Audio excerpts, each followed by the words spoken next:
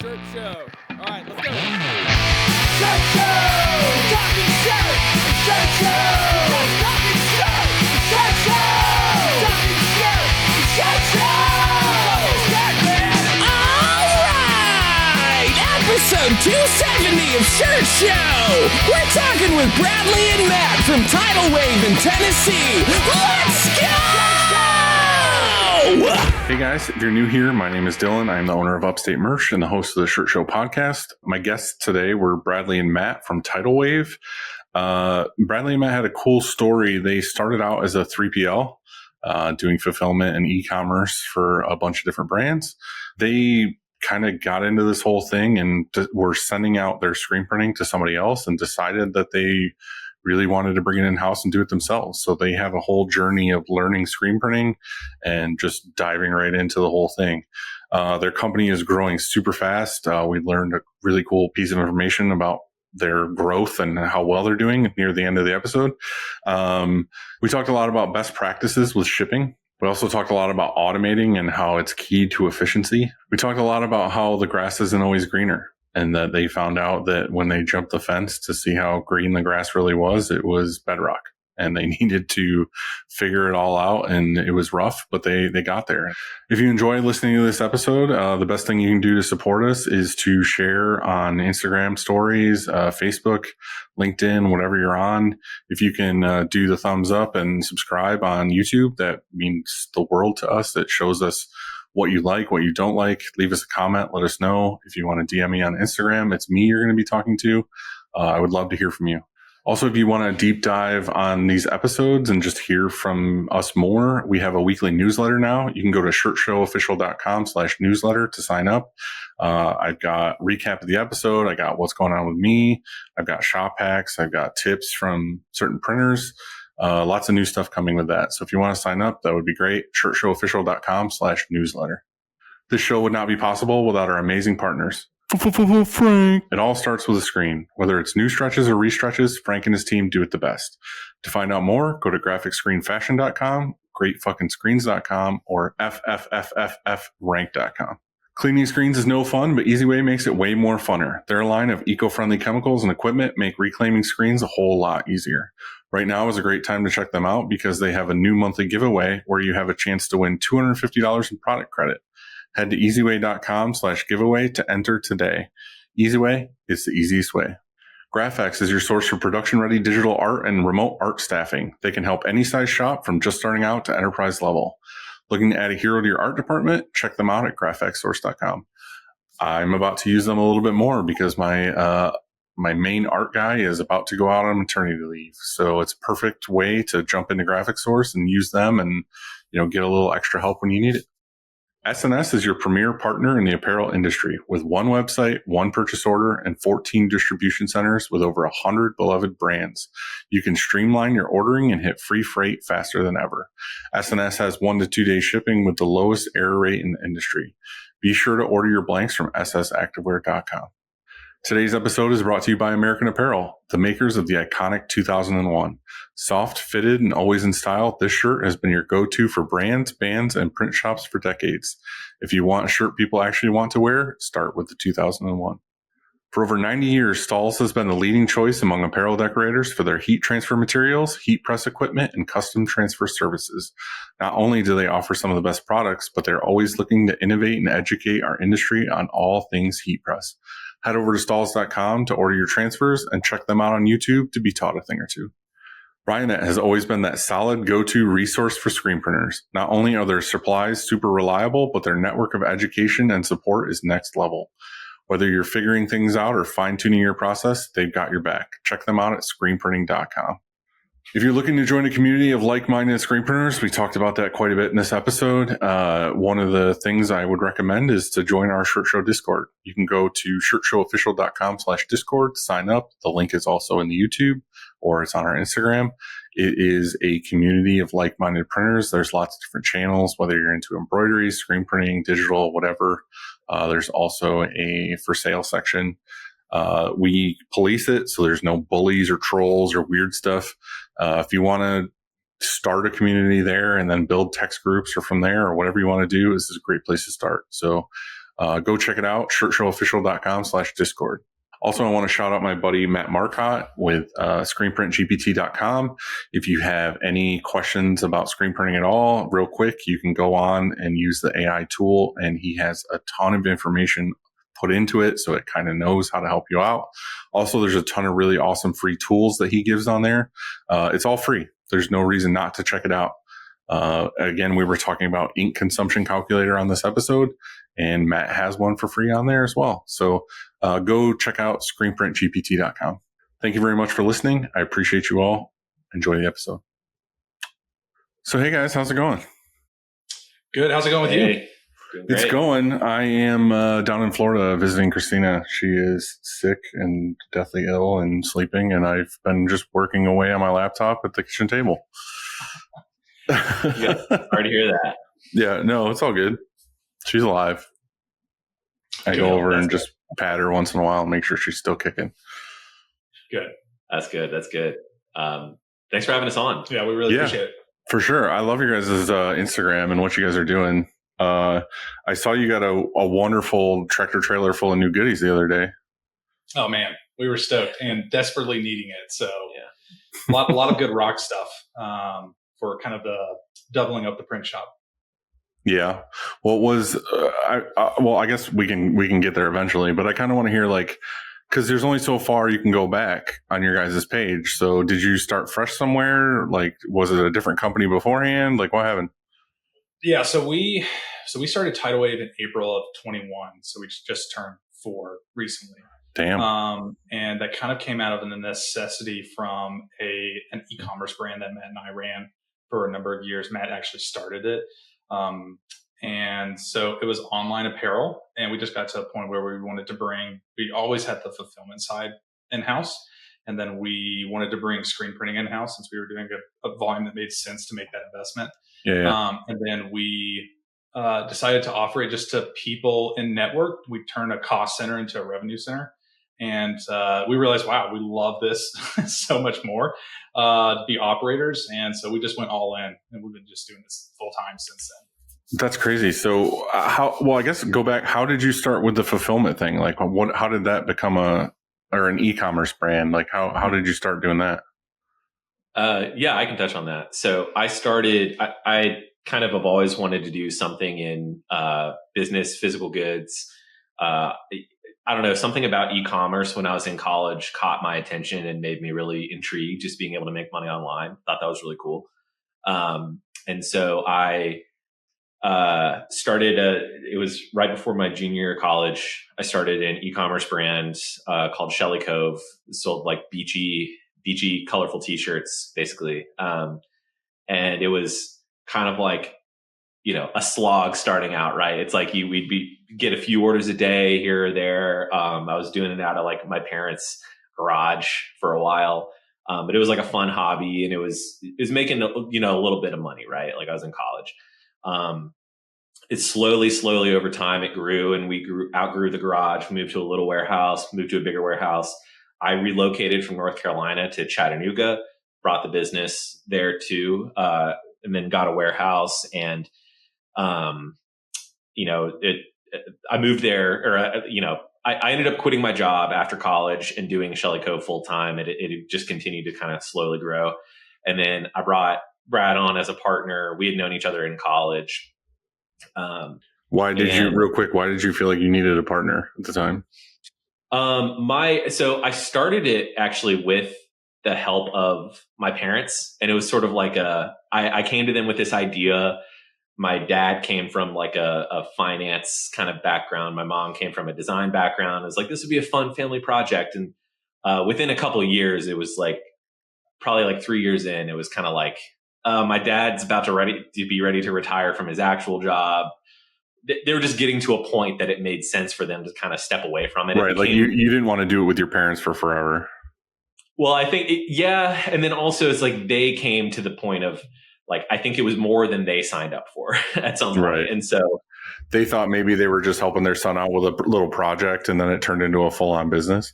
Yeah, for sure. Right. So it was all we ever talked about, all we ever did. And so it got to the point that it was kind of like, okay, I think it's time for you to handle this. Like, this is your passion project. And so I kind of soloed it for a little bit. And then, Brad and I reconnected after knowing each other in college. I brought him on as a partner. And then, grew that for a few years. And like Brad said, a couple years into us partnering, we were like looking at how much we were spending on screen printing.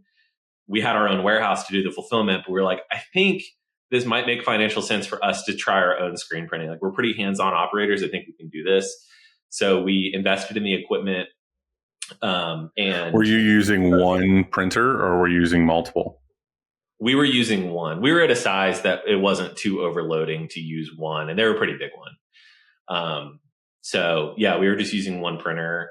And I guess the weird thing is going from not doing any printing to just doing like the e-commerce stuff to like diving into, I guess, the craft of printing and getting into that whole thing. And you guys kind of went hard by the looks of it, like right away, especially only being 4 years in. You have 4 autos now?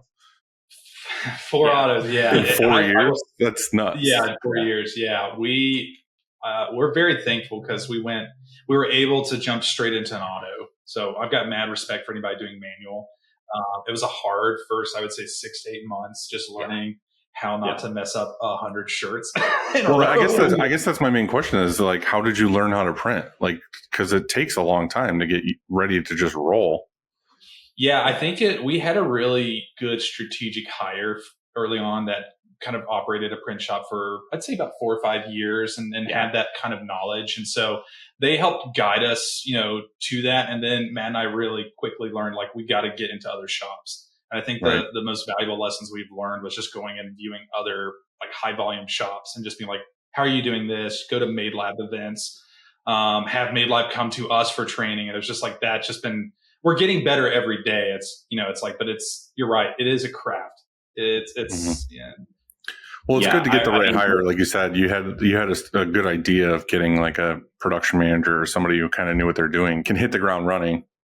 I mean, I know a couple people that do that. Basically, they came in and just like built a shop. Basically, they're like, well, we need this press, we need this dryer, we need this thing here and this thing here. Did you guys kind of just be like, all right, I trust you, like, get us the right stuff? I think there was a level of that. And then I think Matt and I, being operators, we just get really fascinated with something. We just double down. So we're just consumed by it.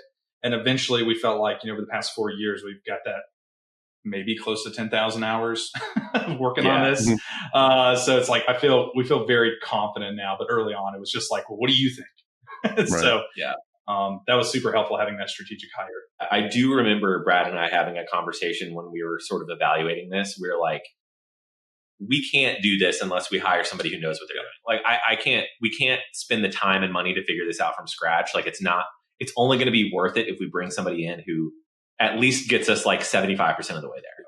Mm-hmm. And I think that's what our friend who worked at another print shop who's looking to leave, like, we're like, hey, you've worked there for a while. And he told us he was looking to leave. We're like, well, this kind of aligns because we're looking to start doing printing. You want to come over here? And, thankfully he did. And so, he helped us get the print shop up and running. That first 6 to 8 months was rough, but I don't think there's a way around that. No. It's going to be rough no matter how prepared you are. So now you guys kind of gone the opposite route of like a lot of us printers who have been doing this for quite a while are thinking now is like, since COVID, it's been a new experience of basically like, all right, I don't want to invest necessarily in equipment. I do if it makes me more efficient and makes me have maybe say less new hires, or okay, I'm thinking about branching out into embroidery or to this thing or the other thing. I'm going to outsource that to my own little like group of printers that I trust, to where I don't necessarily have to take it on, but I can still, get things to my client that they need. You guys were just like, nope. You like switched it to basically like, I have a printer who can do this that I trust, but I want to do it myself. Was there like a huge difference in the revenue, or you just kind of wanted to really have it on hand, or how did that go? Because I mean, it definitely makes sense. Like, you're definitely losing money to a degree. You're not losing. It's just not as generous of revenue if you're handing it off to a printer. But are you finding that that was like a big difference now that you're really in it, that you control everything? And So I guess at the time it might just be some, the grass is always greener, right? Like literally we were kind of going through a rough financial spot in the brand, and we are just combing over the P&L. We were combing over every single statement. It's like, what can we cut? And we were like, well, we're paying these printers this much money a year. And, it was a very fair price, like what they were charging. They weren't overcharging us, but it's like we're paying them this much a year. And we kind of we're like, well, how much is it actually going to cost to start our own print shop, to just focus on our own stuff? And we were like, what's the cost? We get quotes from everything. We get quotes from Rock. We get quotes for getting a more space set up, the airline, all that stuff. And we're like, well, we can pay for all that and hire 3 people. And it comes out to be the same price as us paying this print shop. And then that's with all the equipment paid. And then year 2, this is in the same building you were currently in, or did you have to find a new space and all that as well? Space is very valuable here, and we've moved a couple times. So this isn't a completely new space. So going back to Matt's comment, grass is always greener. We had no idea the cost of getting power set up, proper air, everything, all these auxiliary costs. There wasn't even grass on the other side. It was just straight bedrock. Yeah. But it's funny because as we were thinking about Tidalwave, transitioning from Shelly Cove to Tidalwave, the thesis started to develop of being able to offer really quick speed to market for our eventual clients, right? Getting the goods on our timeline to our clients, our customers. So for us, that's when it was just like, okay, yes, it felt rough at first, but then we're like, no, this is why. And that's why we feel so strong about where we are and the decisions we've made up to this point. Mm-hmm. What did that look like? I mean, can you guys dive into that? I mean, you can share what you want to share and not share, I guess. Was it way more of an expense than you thought when it came to all the equipment and everything? Because I know we can make that in our head of okay, the press is roughly this is roughly this. But then once you add in inspections and this and that and 3-phase and everything else you need, you're just like, holy shit. Yeah. The old saying, it's like, take what you think it's going to cost and double it. I don't think it was double, but it was definitely more than we had expected. And I think if we weren't as ignorant, we might have not even done it. Well, the problem is you get so into it that you can't go back at this point. You're like, all right, well, equipment's on the way. This is happening. Yeah. And you just have to do it. Yeah. So we were at a weird time in the business. I guess Tidalwave, we were doing fulfillment only for other e-commerce brands, April of 21. And then we got our first press installed in October. Yeah, it was October of 21. Yeah. So we had this weird area of we were doing fulfillment in an incubator. And we're based out of Chattanooga, Tennessee. So they have a really great incubator for growing and startups and small businesses. So we were in there. It definitely did not have the space for an automatic, but we were already outgrowing what that space could offer us for the fulfillment. So we were trying to find this, how can we get early into a space and then move the fulfillment over later? And that's kind of where location number 2 came. But I mean, it was rough. It was we didn't have money for the luxuries, I guess you could say. Yeah. It was just it was a printer and a dryer. That's what it was. And some plywood walls. Yeah. So I guess to real quick go over the timeline, because it's probably a little confusing. In the beginning of 2021 is when we started sort of evaluating hey, the brand, COVID is causing the brand to struggle a little bit. We were in a lot of retail stores and retail obviously shut down. So beginning to mid 2021, that's when we were starting to say okay, what can we cut or what can we turn as a cost and maybe turn that into a profit center? So we're looking at our warehouse, right? We had a lot of excess space in the warehouse because we were cutting SKUs and doing things like that. We didn't want to fire people, our warehouse employees. And so we basically just said okay, well, maybe we can do warehousing and shipping for other e-commerce brands. We're already doing it for our brand. I think we're pretty efficient at it. And luckily, over the years of being in e-commerce, I've gotten decently connected to other e-commerce founders. And so I had a friend who ran a bracelet company, and he was kind of in the same, he's like, I have this little warehouse I ship things out of. I don't want to do it myself anymore. Are you interested in doing it? And so that was our first client. We started shipping his bracelets out of our facility and started making money on having a warehouse space basically. And so that was in April, and we got a few more clients. And then that was also the same time we were evaluating okay, well, how else can we save some money? Let's bring printing in-house famous last words, right? Like let's save money by insourcing. But so that's when we started doing that. And then that's kind of when the 2 and 2, like we put 2 and 2 together in our head. We're like, oh, like once we get this, we can offer printing and shipping to e-commerce brands. And like that is not a super common offering. And so that's maybe where we can lead into the next part. But that was like a lot was changing. Like Brad said, we were moving to a new facility because we were outgrowing the incubator. We were focusing on it's like printing and our brand and shipping for other brands. Like we had a lot going on. And so we were sort of like all over the place as far as focus goes. Well, the thing with a lot of printers though is like pre-COVID, we were all just printing for, customers and whatever it was. And then when COVID happened, everything shut down, but like online fulfillment stuff exploded because all these touring acts or whatever were just like, all right, well, you can just buy our merch online to support us, or all these restaurants or whatever. It was like buy online merch. Like the hard part is a lot of us were like, okay, here's this thing that we need to do to like add revenue because everything else is down. So all these print shops started being like, well, we offer fulfillment now. Mm-hmm. And then a lot of us, I'm saying myself included, like crashed and burned of like, fuck this. Like, I don't want to be doing fulfillment. Like we are not built for this. We don't have the space for this. Like we've done it over the years where basically like, one of our comedian customers or band or something would be like, do you guys offer fulfillment? And we'd be like, all right, well, we can warehouse stuff for you. And then it's like, we have shelves with their stuff, but like maybe like 10 clients. And it's like small order stuff. It's not like I've got pallets of their shit. But the problem is a lot of us crashed and burned at it because we didn't know what we were doing. Like we were focusing on screen printing. Oh, a couple orders came in today. Like someone from the shop would go over to a computer and like fulfill those orders. And then they would either be late or they'd be messed up or we didn't know what we were doing or whatever. So it kind of all fizzled out. But you guys kind of had it the other way around, which I feel like made you successful, is you had the fulfillment beforehand.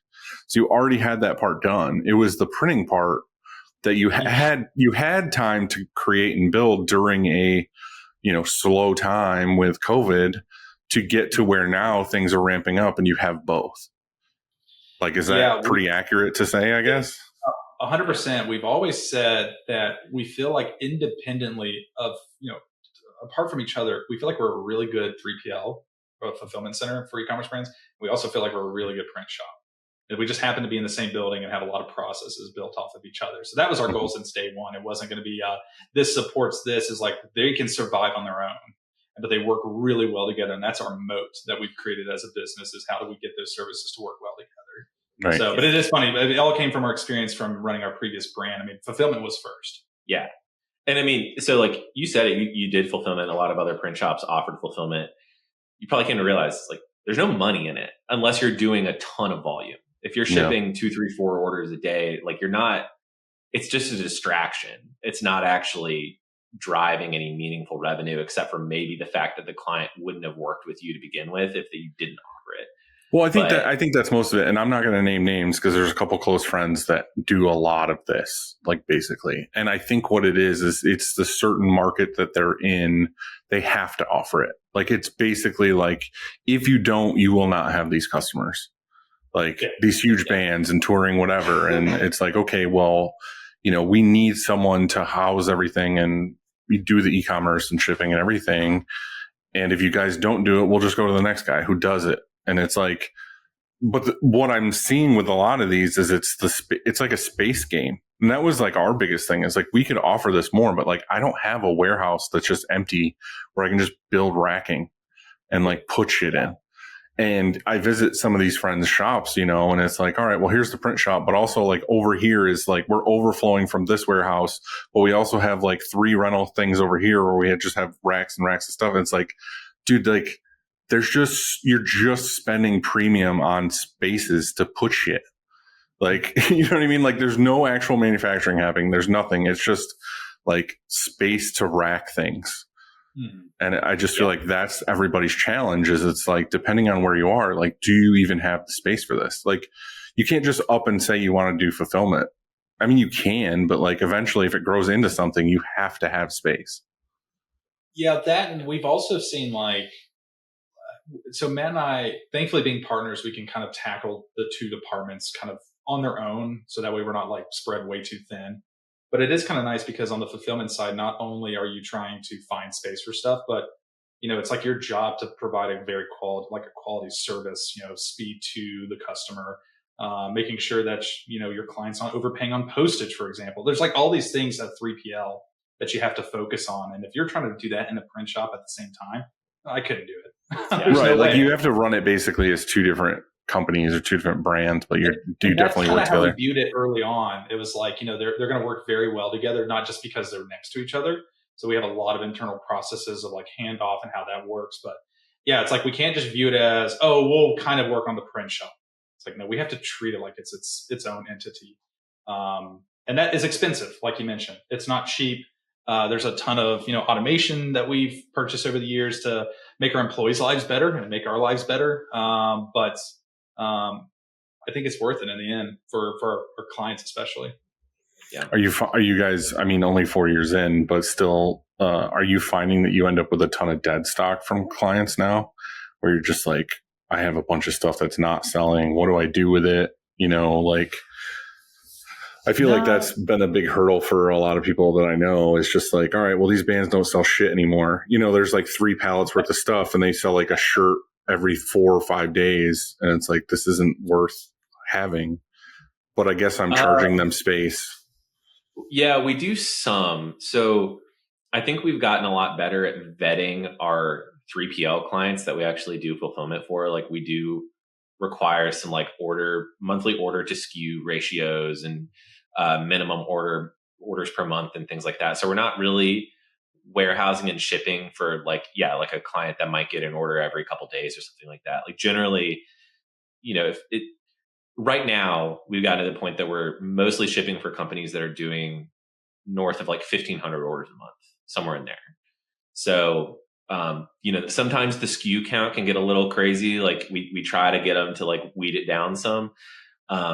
But yeah, I mean, we have some dead stock, but we also charge for storage. So like generally people aren't keen to just getting a ton of stuff in here because we charge them per pallet of inventory they have in bin space and things like that.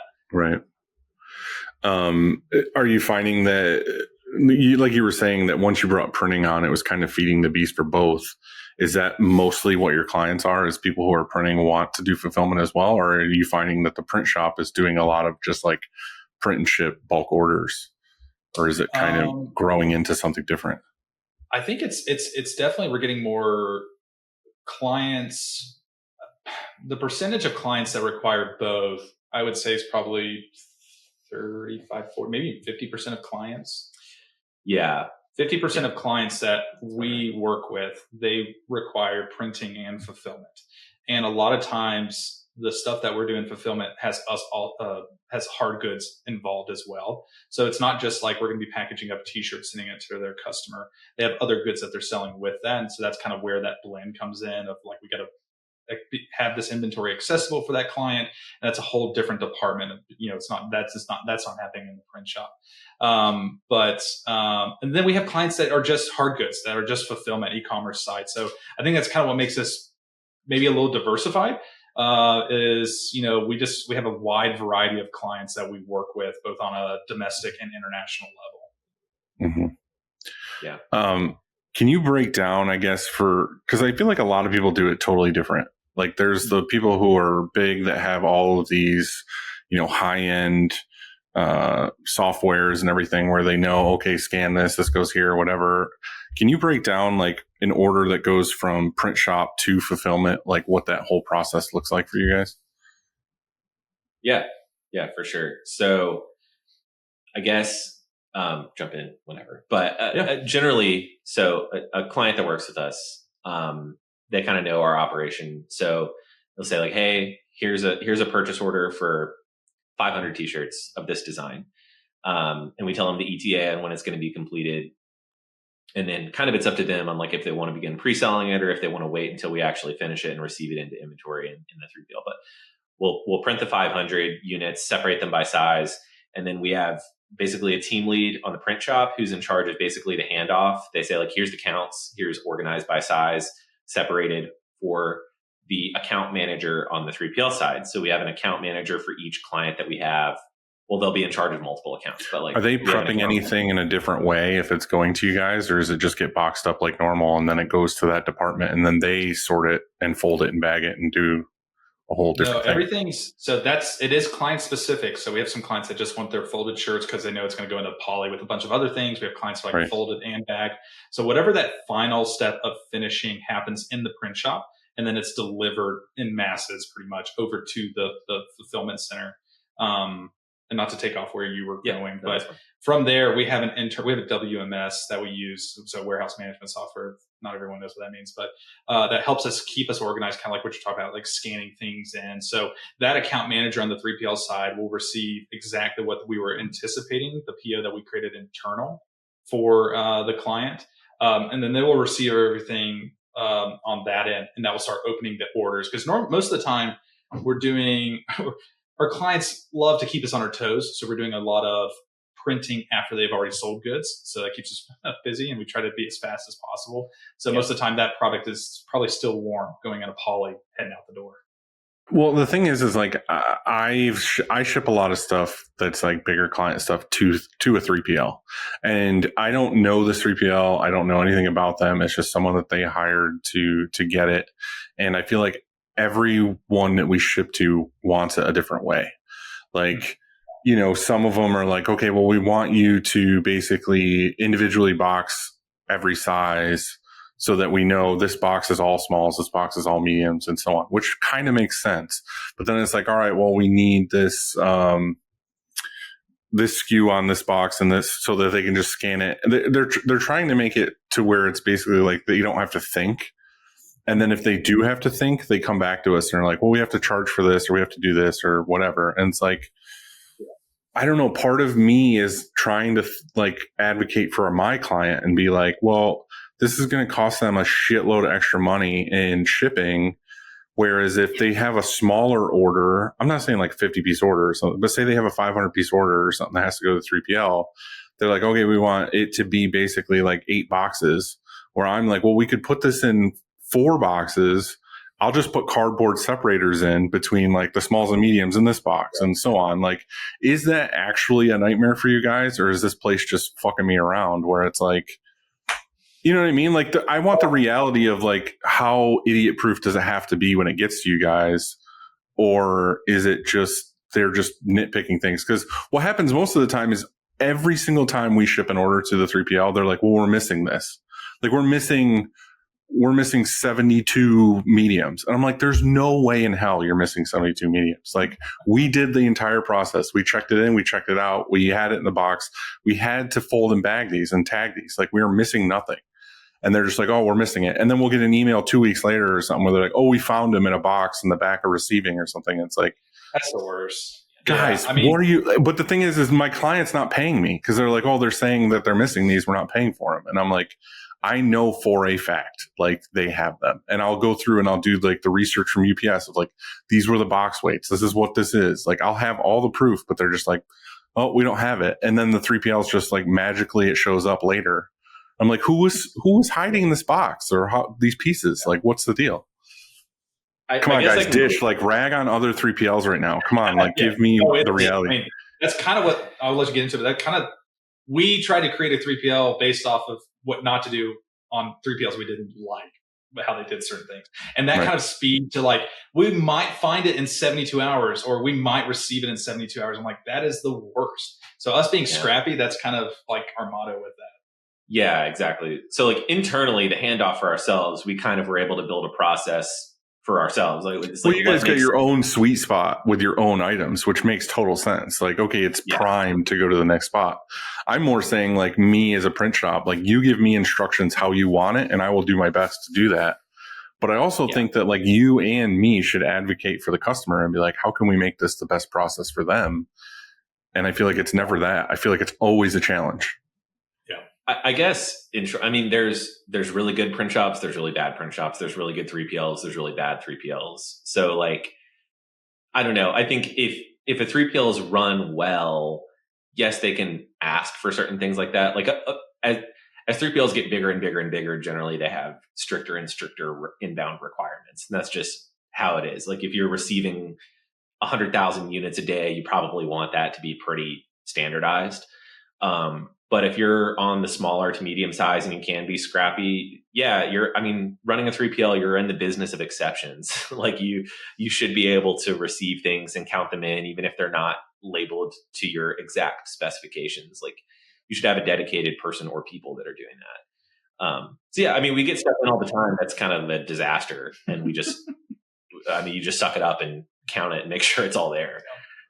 And I think that's the thing, though, is like, I understand. Like, I'm not saying, oh, let me just willy-nilly throw stuff in boxes and like, it's up to you guys to sort it. I'm saying I am doing everything possible to make this neat and organized and get it to you. And like, it's one shipment and things are separated on the side of the box. It literally says, this is exactly what's in this box. Like, it's not chicken scratch. It's like typed out, big sticker on the side, everything. And then when they get it and they're like, we're missing 2 boxes or something, I'm just, guys, there's no way. Like, I don't understand. An awesome client, so we'd love to. We'd love to. I'll push them to you now. I'll be like, hey, let's just do it here, and that's what matters. But yeah, like Matt said, it's like that stuff's going to happen, but we as brand owners know how important it is to get that stuff counted in properly. So it's like we're not just going to give up because it's black and white. We're like, oh, we can't find it, whatever. It's like that's, I think, the core of our business, and what I think our employees really embody is that care, that level of care, since we know like what it's like to receive stuff improperly for our own brand and make sure that that's done right. So yeah, it also helps, like if you have good technology that's running your warehouse, you can kind of predict and account for all these things. So like when we're receiving an inbound, we have purchase orders of every single thing that's coming for all our clients. Like we require them to enter it in, like what's coming from where with tracking numbers. And so you can tell, it's like, hey, tomorrow, it looks like we're going to get 6 boxes of this. And then when UPS drops off 5 boxes, you can kind of get ahead of it and say like, hey, I think we're missing a box. You can go in and track it and say, oh, it might come tomorrow. It might come one day late, rather than just being like, hey, you didn't send it. Yeah. Like that's not the appropriate sort of like go immediate on the attack. It's like, what could have possibly happened? The world of logistics is complicated. Things go wrong all the time. Packages get delayed a lot. So rather than just like turning the guns towards whoever sent you the stuff, you can kind of be a little bit proactive and try to diagnose it. If you have a way to sort of like a portal to sort of centralize and track everything. Well, for you guys, like what does the ideal shipment look like coming to you? Like, so us printers can hear it from a 3PL directly. Like, what is the ideal scenario if I'm sending you an order of, say, 1,000 shirts? Like, how do you want it shipped to you? Yeah. I'll just be honest. Like, when stuff is manufactured, like hard goods are manufactured overseas, generally those factories are so good at organizing and labeling things. And what they'll put on it is like the purchase order number, just some reference so we know what this is coming for. They'll put the SKU that's in it, or SKUs if it's mixed, the quantity on the box, and then the number of, so they're like, this is box number like 6 of 20 or whatever it is, on like 2 sides. And that's not like I'm saying every shipment has to come in that way, but it's always super nice because when you're starting to like palletize things and you're like, okay, these are the 20 boxes I got. You just walk around the pallet, make sure you got everything, count it in, receive it into the WMS. Well, let me ask you this. Wouldn't this make sense for you as a 3PL to basically have almost like a 4x6 label template that you could give a shop and be like, hey, this is how we want it in. Like, here's the SKU, here's the quantity, here's the whatever. Like, print one on this side, print one on the other side. So every single label you get in is, they're labeled. Like, you have instructions basically of like, use our label template, put it in Photoshop, whatever you're using, print it off on your label printer, and stick it on every box. Instead of me having like my handwriting versus Chris's handwriting versus this person's handwriting on the side of a cardboard box with some shitty like half-used Sharpie. Like, you know what I mean? Like some kind of standardized thing to where your guys are like, hey, we will receive this if it's our labels. We do that internally for our own, like when we get boxed up goods and they're going to the 3PL, like we have a standard label. It's like, who's the client? What's the SKU, the PO number, like Matt was just explaining. So we don't get a ton of shirts from other people, considering we do everything kind of internally. Yeah. That's the value add, right? It's like, you don't have to worry about shipping. There's no cost to that. You're not going to lose a package. It's just going to go next door. So yeah. We've had to do that before though, where we gave someone we didn't give them a template. We were like, hey, can you have your facility start labeling it in this way? Because you get 30 boxes in that aren't really labeled clearly. I mean, it takes a lot of time. It 4 or 5x is the amount of time to receive it. I'm just thinking right now, like it would be cool if the place that we use or whatever had some kind of SOP for printers where it was like, hey, here's a tutorial video. This is how we want boxes shipped to us. This is what we're expecting. Here's a label template. Go ahead and use it. Like, why not make it easier for them and you and whatever to just be like, this is the standardized way that we accept things. And like, I fully get what you're saying. Like, hey, if I order something from overseas and it's this whole complicated process with customs, shipping it, air, ship, whatever it is they're doing, like they need to make sure shit is super dialed because they don't want to have something missing or returns or whatever, because this stuff takes 2 months to get here or whatever it is. Yeah. Like I'm talking I'm shipping from New York to Tennessee. Like it's mostly just labeling boxes correctly. Yeah. I think a lot of times 3PLs might get a little spoiled from that, right? Like 100%. You're right. Like when you're shipping things into the United States, they do have to be labeled super clearly. And there's a reason why there's that kind of standard from overseas factories to do that. And if that's primarily what you're getting as a 3PL, you're kind of just like, that's what you expect. That's what you're used to. And so anything that deviates from that, it's like your head starts spinning. You're like, whoa, what's happening? What do I do? And, I think, people could probably learn. It's like, not everybody's going to necessarily know to do that. And so you need to give some instructions. And it doesn't just mean immediately like we got to charge you for this. It's like let's work together. I feel like I'm just being an ass or whatever, being scrappy, but like I feel like that's what I've always had to do with every client ever is figure out their process. You know what I mean? Like we try to give them as many tools as possible. We're constantly just navigating around everyone else's wants rather than like this is the only way we accept things. Imagine us going to every print customer and be like, this is the only file type I will accept. This is the only size I will accept. You have to every customer has to own a Pantone book. Like it doesn't exist. Like they're just being like, what about this color my kid did from a picture of a thing? And it's like, well, I guess we'll make it work. Like, I don't know. It's just frustrating. Like I'm just asking you guys in that sense because I don't have a lot of that experience with the 3PL other than me giving it to somebody I want to stab in the face. Like, I mean, so we've experienced it. Like there's a lot of 3PLs that are very, very flexible. And there's a lot of 3PLs that are the exact opposite. Like that we just had to send stuff to another 3PL that was the same way. Like their onboarding process and just the whole process to send goods to them was like a 10-page document. Yeah, and it's excessive. It's like, I'll do it, but this is crazy. Like I would never require this. I think we just want to see that you try, and it's like, and then we can refine. So it's like, right. You saying, if you send me what you said you would do for your boxes, I'd be happy as all get out. Yeah. As long as there's a PO in the WMS that I could just reference, I'm like, that's great. But like I said originally, it's like you just have to have employees that care. And I can guarantee you a lot of these 3PLs, especially larger ones, that person probably, I don't want to generalize, but they probably don't care if they check the entire warehouse for that final box. Yeah. We do. And there's been several times we'll shut everything down, just be like, find this box before we reach out to the client. But the last thing we're going to do is going to be like, you did it. It's like, it instantly goes to I did it. Like there's no other discussion. There's no looking. There's no whatever.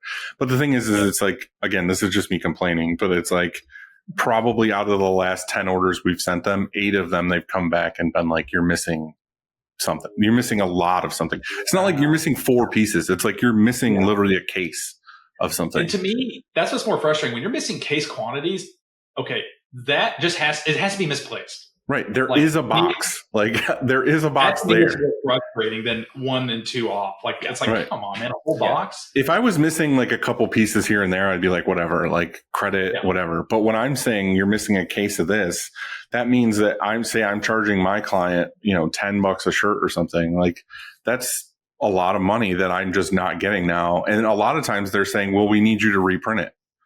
Like we need you to send this to us. And we did that in the first couple orders. Like we just redid it, sent it to them. And then they luckily said to us like, hey, we found the box. But it's like, cool. We just spent all this money to redo this order, send it to you and everything. And now you have double.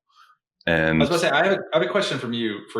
Do you handle the communication between the 3PL and them receiving the goods, or is that good? Do you get bypassed and they just go back to your customer and something? They go back to my customer and say, "Hey, we're annoying.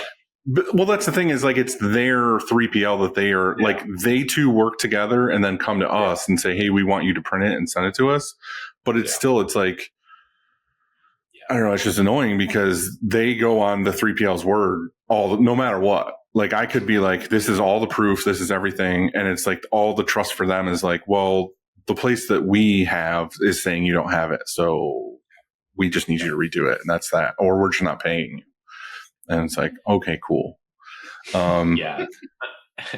I think, when we started a 3PL, it's like, we know that it's not many people like their 3PLs. I guess all that to say, it's like, even your customer that is working with a 3PL, like people generally don't like their 3PLs. It's almost viewed as a necessary evil. And it's a hard business. It's the funny thing is, after hearing you guys talk, it makes me want to find a 3PL almost like I would want to find a print shop where it's not a giant factory. And I know if I call, I'm going to talk to one of you two or someone that you hired that I know if I have a dedicated rep who's going to advocate for me and be like, okay, I'll go out and I'll make sure that box is there. I feel like everyone I've ever talked to is this machine of like, well, it's in the void. Like, oh, it's gone. Like, it's in the matrix. There's no way for me to find it. It's impossible for me to walk my fucking ass out of my office and go out and look for this box. It's just like, nope, it is what it is. I would almost rather go to a smaller mom and pop-ish 3PL than to a giant thing. I think that's what we were just talking, Matt and I were just talking about this as we grow. We started with having the account manager level. Like all of our clients communicate via Slack. So there's not you submit an email, ticket claim to find this box, and then 72 hours, we might get you an answer. Right. This is like real-time problem solving. And so Matt and I were talking recently, like as we grow into a mid-sized 3PL, small to mid-sized 3PL, like how do we always make that one of our core values is that instant communication and making sure that you feel like you're being taken care of. So for us, that's our core value. It's like you said, that's a frustration. Our goal in this business is to alleviate and mitigate that. Which is funny because like this is kind of a vein of that, but like I've been doing this now for Upstate's been around for over 16 years, but I've been in the industry doing stuff for about 20 years. And I guess there was this whole time for like 10, 12 years where to me, like Upstate was this like cool thing and it was this brand and it was people knew us for this branding. And then at some point I got businessy, like slowly where I started being like, well, I'm going to hand this off, or social media is going to be ran by somebody else, or I'm not going to make as many cool, like we made a lot of shop shirts and we had a lot of branding. We had a lot of things where people kind of knew us for that. And I kind of dropped off of it. And recently I'm like, I can't remember what I was watching, but someone made it very clear to me. And I knew this already, but like hearing someone else talk about it was just like the branding is everything. Like you could be really good at a 3PL or you could be really good at printing, but if nobody knows about you or cares about your brand or any of these things, like they just don't know you exist. Like, why would they use you? You know what I mean? And I feel like 3PLs are one of those things that's just like, I don't ever hear anybody talking about it. I'm just like, oh, there's this 3PL over here. But like, it would be cool to have maybe an Instagram or something, some kind of thing where it showcases how you guys do these things necessarily, or the faces you would know if you were to do these things, to where it makes me feel warm and fuzzy when I send you something, knowing this is how it is done, rather than this just like behind the curtain thing. Or is it that like how screen printing was 20 years ago, where everything's like, I can't show anybody any way I do anything. I can't even show a picture of our racking because it's going to give away our fucking secrets. You know what I mean? Like it's hard. Like, is that the case, or can you show that stuff off to be like, this is how people know us? Yeah. I think it's, this can be like, it's a whole conversation, but I think it's different mediums for different businesses. So I think screen printing is very keen to like people, it's very photogenic. People want to post about it on Instagram. It's very like, you can post cool stuff on Instagram when you're a print shop for whatever reason. e-commerce stuff, brand owners, things like that, they seem to congregate on Twitter or X, which is the worst. I'm not advocating for it one way or the other. I've been pretty active on Twitter for a while and gotten to know. That's how I got connected with a lot of brand owners when we were running our own brand. And so that's where we talk about our 3PL on there. And that's where most of our business has come from. So we could probably That's do a better weird. job. That's funny. Like most shops I know and myself have like deleted Twitter. We're just like, this is not even even remotely a social platform that we should even try to be on. I think, again, that's where you're in there and cleaning house. You're taking it all now because all the rest of us left. This could be like its own thing, but like a whole. No, I'm interested. Like, talk about it. Like Twitter, it's just like a community of people that just like business on there, and a lot of it is e-commerce focused. A lot of it is service based. You know, they run like agencies and things like that. But I've met some of like my best friends on there that are just fellow brand owners. I've met them in person once or twice, but I've known them for a long time. And you just share struggles, you share wins. It's like, it's cool if you're just like being your authentic self. And I think that's what we've, or at least, I'm way more active on Twitter than Brad is. But like, I was like, you're lighting up, and he's like, nah, dude. Like, I try. I will like, Matt tweeted, retweet, let's go. yeah. But just like years. It just sounds like you're describing LinkedIn, basically.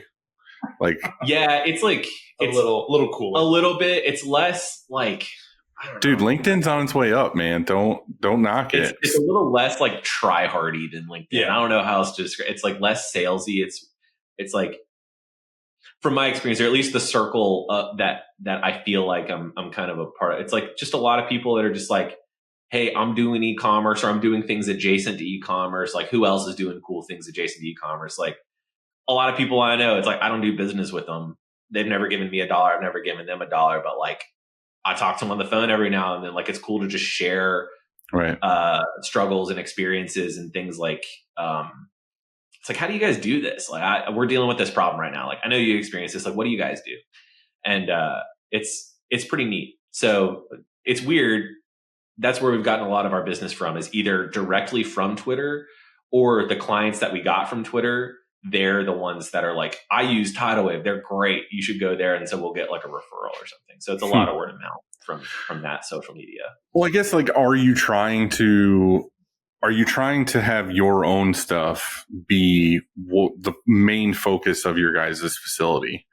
Or are you trying to take on, like, if you were selling me right now and I was like, hey, I really have a lot of clients that I need a 3PL for, like, are you wanting to take that on? Or are you more just like, I'll take it when I can get it, but I'm not looking for it? Like, when you say our own stuff be the focus, what do you mean by that? Like, the print shops, like if you have a client that comes to the print shop and says, hey, I want this, and I don't know, say they're a giant band or something, and they're like, we want to work with Tidalwave to print this, but then we also want you guys to fulfill it. Like, are you looking for that stuff more from outside clients? Yeah, it kind of depends. Like, again, we always hop on a call and scope it out with people. There's a lot of stuff that even if they need printing and shipping, it just kind of like doesn't make sense. We have a pretty, I don't want to say like strict sort of like internal process of like, this is sort of the ideal client for us. But yeah, we've definitely had instances of like, hey, we took this on, the way that their needs don't match what we're good at, even if it's the same kind of service. It's like, hey, I need 250 shirts printed, and those are going to be sold over the course of 6 months. It's like, we're just like not going to be able to give you the same level of service that, you know, somebody else who does like these drops where they drop 2,500 units and they sell them in like 3 days, something like that. Like that, we can allocate the resources to give them the attention they need, and I can't allocate the resources to give you the attention you need at your scale. And you try to say it in the nicest way possible and like direct them somewhere else, but like it's just the reality. Like, it's not going to be a win-win. As much as like I wouldn't be opposed to the business, but it's just not going to be a win-win if we work together, if it doesn't really match our ideal customer profile. I mean, that also kind of goes back to just being honest with the customer and doing good customer service. Like if you just said yes to these things and you knew it kind of wasn't going to work out for them in the long run, like it's better for you to put them down now than it is to sour the relationship later. Yeah, and what Matt said, a ton of our business has been word of mouth. So it's like we're not in the business of starting now to kind of tear that down. So it's like we really want to make sure we provide a really great service for everyone. So what is your guys' target customer then? Like what is an ideal customer for you guys then? From Twitter, I guess. Really, as far as like fulfillment goes, we're trying to stick with customers that are doing over 1,500 orders a month. That's the new yeah, 20. I mean, we're a little bit flexible there, but like, 1,500 to 2,500 plus orders a month. Because really, if you're doing less than that, you're not getting any kind of daily efficiency in pick, pack, and ship. You're just kind of like, oh, somebody has to go do it, and you're not getting into the flow of it.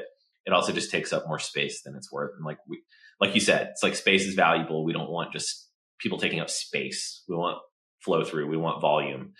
And same thing for printing. It's like if, not every single one of those things has to be printed. Like we'll receive keychains or hard goods made overseas, and maybe some of the printed stuff is just supplemental.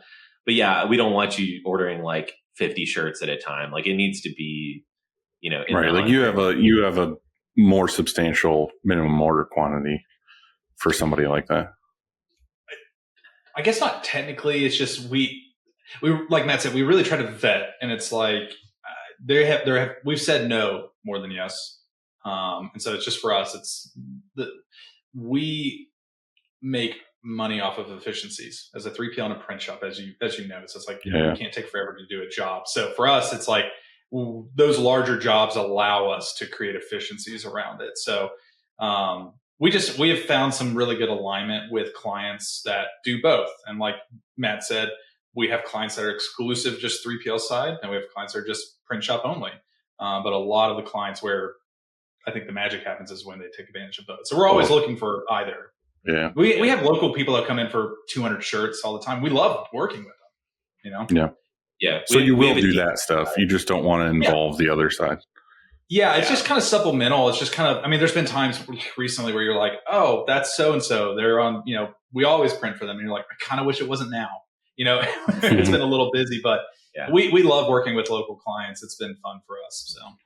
Well, also too, like going into having a shop like 4 years ago or whatever it was, and you talk a lot about efficiencies, and that's one thing I gather specifically from your guys' pages is you are investing in the right tools. You're not kind of starting at a base model and then working your way up. Let me just say like, let's just say like exposure units or darkroom. Like you guys have the Saudi laser. Yeah. Did you start with that? Or did you have something before that? Oh no, we had transparencies, film. It was we had the what is that? What is that thing? The thing. I'm butchering this. No.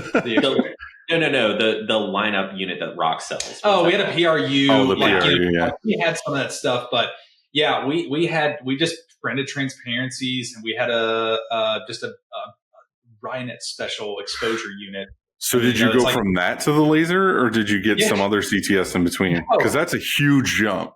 It's a huge jump, but that's like Tidalwave is a bootstrap company. And Matt and I are like, if there's money to be spent, it's in this god-awful process now. And I was like, I'm going to spend the money once. And we went laser and autocoder. And I was like, this world does not have to suck. This is amazing. I am fully behind that. If you have the money and you have the whatever to do it, it's a big investment. Like I'm not saying be a manual shop and go get a fucking laser and a coder, but like I think the first thing anybody should get is a coder because, there's a whole reason like human error and EOM and all these other things. I'm just saying like get a coder first, but you guys went with a laser and also like. Hey, I would just want to ask you real quick, like, what are your thoughts on the laser? Because we love it. Like, we are super stoked on laser. Having that. So now that we have like 20 employees in the print shop, almost 50 across the entire board. I don't have to worry about that equipment. And to me, there was always something going on with transparencies. There was bleed through. There was just lines in it. And it was just like, I don't have to worry about a wax head getting replaced, hitting the screen. It does what it does. And I don't have to worry about it. So I love it. The accuracy is cool. Also, it's such a cool thing to show off when you have like clients come through. It's like, check this thing out. Leave the hood open and you're like, don't look at it, but it's doing something. Yeah. You are getting radiation right now, but whatever. It's cool looking. It's like you sign this waiver before you come in. Big deal. So it's like you'll be fine, I promise. Maybe. But one of the other cool things, like, what other automations have you guys added that you're like, oh, this rules? Because you kind of went hard on equipment. So like, was there something you guys were super stoked to get, or something you're getting? I think, man, that the big dryer, the second big dryer in the 1416 Next was game changer. We were just getting to a point where a 1012 was just not big enough for like 8-color, 9-color jobs. I mean, it's obviously for 9, and having the flexibility. And I wish we got something a little larger, but that's all we could get. And we had jobs lined up. So it's like 1416 it is. But that, I mean, a lot of the stuff was out of necessity. So it's like we have 2 folder baggers. People love those things, just because before, one of our very first clients that we were using, a quick funny story is like the day that we, got our first rock installed, we had the technician show us how to use it, because the gentleman that we hired, who had that kind of knowledge in the print world, only printed on a manual. So we still didn't have automatic experience. And so at the time, though, Matt in his Twitter world already sold a 3,000 unit job that we had to print immediately. And so we're like, show us how to use this, help or get out. That was some of the longest nights ever. I kind of maybe exaggerated how much we were able to do. And they were like, can you do this? And we didn't even have the rock in our facility yet. And I was like, yeah, we can do it. And so the guy set up the rock and he's like, do you have something you want to test on it? And we're like, actually, can we test 3,000 pieces? Yeah, we actually have this job for 3,000 shirts, front, back end, neck label. Let's go. And it was terrible. 17-hour days. It was long, but that needed to be folded in bags. So at the time, it was like we would have 6-7 people with these little plastic folders. Yeah, sliding them in bags. And so we were like, if we're doing this often, it's like, man, we gotta get a folder bagger. Right. Well, I mean, the folder bagger makes perfect sense for you guys, especially with like the fulfillment and whatever, just getting everything folded. Yeah, it was kind of out of necessity, but I think really just the darkroom was kind of the one thing of, let's hope that we can use this. At the time, it was like, we're going to spend 50, 60. I mean, there weren't a ton of CTS options, like used options out in the market. So it's like, what's another 20? I guess that sounds kind of weird, but the laser, just no consumables. That was just the big. But I'm not trying to be a salesman right now, but I do feel like it paid itself off super fast. Like the no consumables, it plugs into a 110 outlet. Like I can shut it off at the end of the day. I don't have 2 machines. It takes up so much less room in my dark room. Like there's so much more I can get done with it than without it. So I don't know. There's just a price on peace of mind. Just like being confident that something's going to work. Yeah. But there's just like a stupid thing even with my shop. Like where I live, there's a lot of like power outages and brownouts, and like that's not an issue for everybody, but for us it is. And when I had the eye image, that has to stay on all the time because it's keeping the print head from clogging. Like it's warming and doing all these other things. And it's like, I was always concerned because I couldn't shut the breaker off for it. If there's going to be a thunderstorm, like hopefully it doesn't fry the computer. You know what I mean? Yeah. Now with the laser, I'm like, cool, off, breaker off. I don't have to worry about it. Like that alone, peace of mind to me was worth a big chunk of it, because now I know I'm not going to fry my machine. And that's kind of why we went. Also, the peace of mind, like because we didn't have the experience. I feel like we have a lot of experience with the equipment now, but we went new equipment at first. Yes, it's more expensive, but I just didn't want to deal with that. I didn't want to deal with who do I even call, because we didn't know at the time. We've got a lot of experience now working with that stuff, and we've purchased used equipment. But at the time, we were like, I don't want to have to deal with that. Well, I mean, no offense to this at all either, but like it would be hard to jump into this industry on used equipment when you have someone selling 3,000 piece orders before the equipment's installed. If you're doing it on, well, the thing is a machine like that, brand new, has its own set of variables. Like, what is it if you have a used one who has some kind of errors or other variables just because it's used or old or it doesn't work quite right or something? Like, learning on that is going to be exponentially harder. Like, yeah, 100%. And once we learned the quirks, we found some good deals on some used equipment. We felt more comfortable with that. And we just got a really good relationship with some of the techs over at Rock. But yeah, it was just like we try to control what we can control. And for us, the LTS was that. It was just a lot less guesswork. There weren't really that many potential issues. So I think that was the big jump. That was definitely a moment of like, I hope we made the right decision. Yeah. And we definitely did. We got that. It was a year and a half in, maybe a year. Yeah, a year and a half in. Yeah, because it just took forever. The darkroom was like a 3 or 4 man operation. Now it's one. So that was a no brainer. I was like, that's it right there. Yeah. I don't want to be preachy, but I feel like if you're listening, like the first thing I would automate is the darkroom process, like coder, CTS, even auto reclaim, because you get one person doing that job and they can do it all, and there's very little human error, and it just makes everything else so much easier. Are you guys doing any kind of digital anything like a DTF or? Funny you mention that. So we have in network. We had a client that did a lot of on demand, so DTG type stuff. And we've used DTF. We don't have a printer here. We have a good local supplier for that. We've used in the past, and that has its place. So we went all in though on DTG, and and it's in the back of the warehouse, smashed with a hammer, or no? It's just we went really deep into it. We bought 4 Epson shirt color 3070s. They were a great deal, but it was not cheap. A Rock Sahara dryer, a used one, but still a Sahara dryer install and everything. Built this whole system. We were probably doing a couple hundred shirts a day. Yeah, it was like on a slow day, maybe 50 to 75. On a busy day, a couple hundred across. Like it was basically 2 clients that were doing that kind of volume. But man, pre-treat would fail. The print would come out terrible. Now we got to order a new blank, and it was all these things, and we're like, this 9 months in, we were like, this is terrible.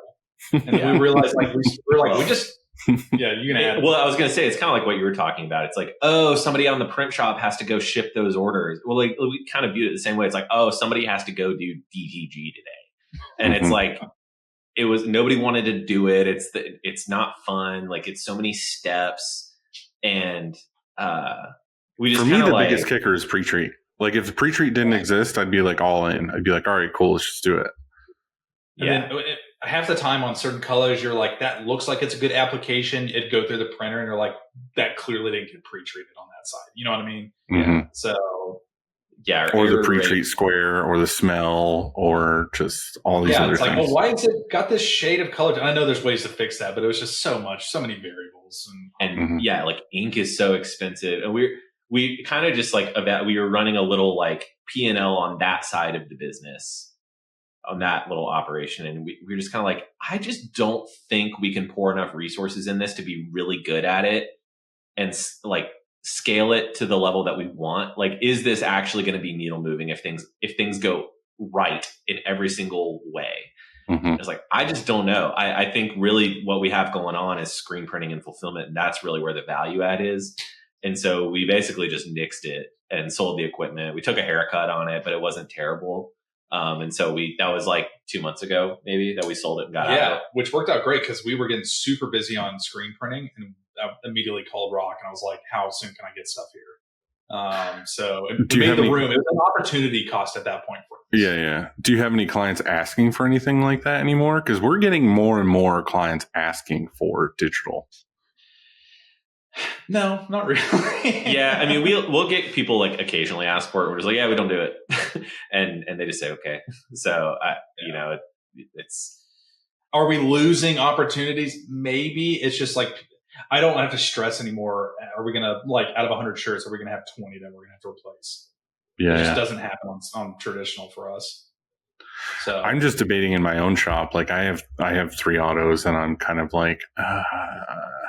I could use the space. I kind of want to maybe like, I don't know, it kind of hurts me, but I kind of want to sell one of the autos and then make like not.